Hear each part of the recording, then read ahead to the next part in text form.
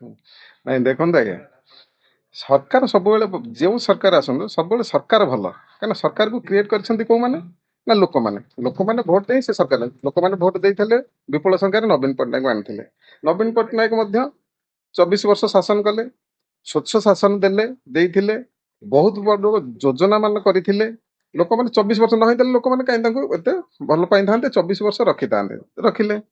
କିନ୍ତୁ କଣ ହେଲା ନା, ଯେତେବେଳେ ଦୀର୍ଘ ସମୟ ଧରି ଗୋଟେ ସରକାର ରହେ ସେତେବେଳେ ନିଶ୍ଚୟ ପାରିପାର୍ଶ୍ୱିକ ଅବସ୍ଥା ଟିକେ ଡେମକାର ଆଡକୁ ଚାଲି ଯାଆନ୍ତି, ଗର୍ବୀ ଅହଙ୍କାରୀ ଏମିତି ହେଇଯାଆନ୍ତି କିଛି ତାଙ୍କ ପାରିପାର୍ଶ୍ୱିକ ମାନେ। କିନ୍ତୁ ନେତା ହିସାବରେ ନବୀନ ପଟ୍ଟନାୟକ କିଛି ଖରାପ ନଥିଲେ, ଭଲ ଥିଲେ। କିନ୍ତୁ ଗୋଟିଏ ଜିନିଷ ହଉଛି କଣ, ଗୋଟିଏ ବହୁତ ଗୁଡ଼ିଏ ଯୋଜନା ସେ କରିଥିଲେ, ଯୋଉ ଯୋଜନା କି ଲୋକମାନଙ୍କର ଉପକାର ପାଇଁ କରିଥିଲେ। ସରକାର ଯେତେବେଳେ ଯୋଜନା କରେ ସେତେବେଳେ ଦେଖିବେ ଲୋକଙ୍କ ହିତ ପାଇଁ କରେ, ସେ କେବେ ଲୋକଙ୍କ ଅହିତ ପାଇଁ କରିନଥାଏ। କାହିଁକି ନା ସରକାର ଲୋକଙ୍କ ଦୁର୍ଦ୍ଦଶାକୁ ଦେଖିକି, ଅବସ୍ଥାକୁ ଦେଖିକି ସେଥିପାଇଁ ଯୋଜନା କ୍ରିଏଟ କରେ, ଲୋକମାନେ ଉନ୍ନତି କରିବେ କେମିତି। ଆଚ୍ଛା, କିନ୍ତୁ ଖାଲି ଯେ ଯୋଜନା ଯୋଜନା କରିଦେଲେ ହବନି, ତାକୁ କାର୍ଯ୍ୟକାରୀ କରିବାଟା ନିହାତି ଆବଶ୍ୟକ। ପ୍ରଶାସନିକ ସ୍ତରରେ ତାକୁ ଠିକ ବାଟରେ ପରିଚାଳନା ହଉଛି କି ନାହିଁ, ସେ ଯୋଜନାଟା ଠିକ ଜାଗାକୁ ଯାଉଛି କି ନାହିଁ, ସିଚେରେ କୋଉଠି ନା କୋଉଠି ଯଦି ରହିଗଲା ସେ ସରକାରକୁ ଲୋକ ଟିକେ ସରକାର ବଦନାମୀ ହବ। ସେଥିରେ ଆଉ ପ୍ରଶାସନିକ ବଦନାମୀ ହବନି, ସରକାର ବଦନାମୀ ହେଇଯିବ। ଆଚ୍ଛା, ଯାହା ହଉ ଚାଲିଲା।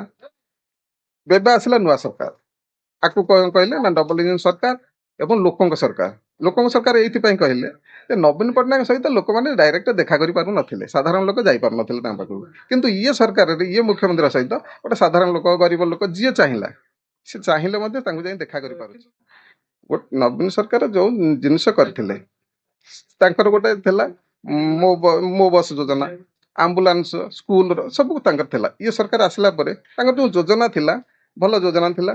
ଇଏ ସରକାର ଦେଖିବା କଥା ଯେ ତା ଭିତରେ କୋଉ ଯୋଜନାଟା ଭଲ, ସେ ଯୋଜନାଟାକୁ ରଖାଯାଉ। ଯୋଉ ଯୋଜନାଟା ଖରାପ ତାକୁ କାଟି ଦିଆଯାଉ, ଯୋଉ ଯୋଜନାଟା ଲୋକଙ୍କୁ ଉପକାର କରୁଛି। ଆଚ୍ଛା, ତା ଦେହରେ ଯେ ରଙ୍ଗ ମାରିଦେଲେ ଯେ ଯୋଜନାଟାର ମାନ ବଢିଯିବ, ଗୁଣ ବଢିଯିବ, ସେଇଟା ନୁହଁ। ବରଂ ଆମେ ଖର୍ଚ୍ଚରେ ପଡିଲେ ସେ ରଙ୍ଗଟା ଲିଭେଇଲା, ଆଉ ଗୋଟେ ଲଙ୍ଗା ହେଲା, ବଜେଟ୍ ଆମକୁ ରାଜକୋଷରୁ ଗଲା, ସାଧାରଣ ଲୋକଙ୍କ ପଇସା ଗଲା। ତେଣୁକରି ରଙ୍ଗରେ କେବେ କରିବା କଥା ନୁହେଁ, ଏଇଟା ଠିକ ନୁହେଁ। ରଙ୍ଗଟା କଣ ଅଛି, ଗେରୁଆ ରଙ୍ଗ, ନୀଳ ରଙ୍ଗ, ଧଳା ରଙ୍ଗ, କଳା ରଙ୍ଗ, ଇଚେରେ କିଛି ନଥାଏ। ଇଚେରେ ଲୋକଙ୍କର ସେ ଯୋଜନାର ମାନ ବଢିବନି କି ଲୋକ ଉପକୃତ ହେବେନି। ତେଣୁ ଏଇଟା ୟା ସପକ୍ଷରେ ଆମେ ନୁହଁ। ରଙ୍ଗ ଯାହା ଅଛି ସିଆ ରହୁ, ଲୋକଙ୍କ ଉନ୍ନତି ଯୋଉଁଥିରେ ହବ ସେଇଟା ହିଁ ଠିକ।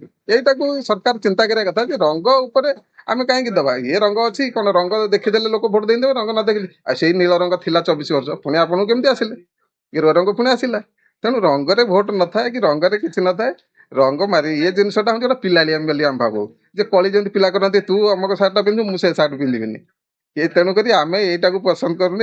ଏଇଟା ଲୋକ ହସୁଛନ୍ତି ବର୍ତ୍ତମାନ ଏଇ ଯୋଉ ରଙ୍ଗମରାଟାକୁ।